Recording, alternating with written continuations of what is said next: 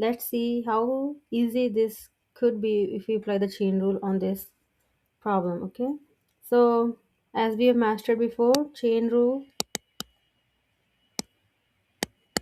we are going to apply this rule of function, inner function versus outer function derivatives. And let's go ahead. Okay, we have this given function y is equal to this square root of x over x plus 1, and let's get the outer function first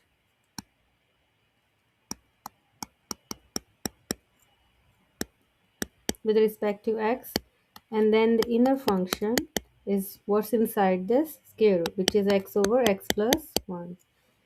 And let's take the derivative of the outer function, which is power root, right?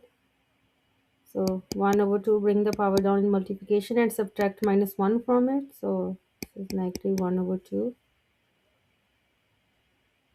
And then derivative of inner function, apply the quotient rule here.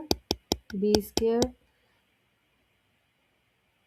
b times derivative of a, which is 1, minus a times derivative of b, which is again 1 because constant is 0. So derivative of gx is simply x plus 1 minus x over x plus 1 square. X, this cancels out, so we have 1 over x plus 1 square. Alrighty, let's find the derivative of this function of y, which is equal to, y is a function of x, right? So we have this derivative of outer function with respect to gx. So 1 over 2, x is what? The inner function,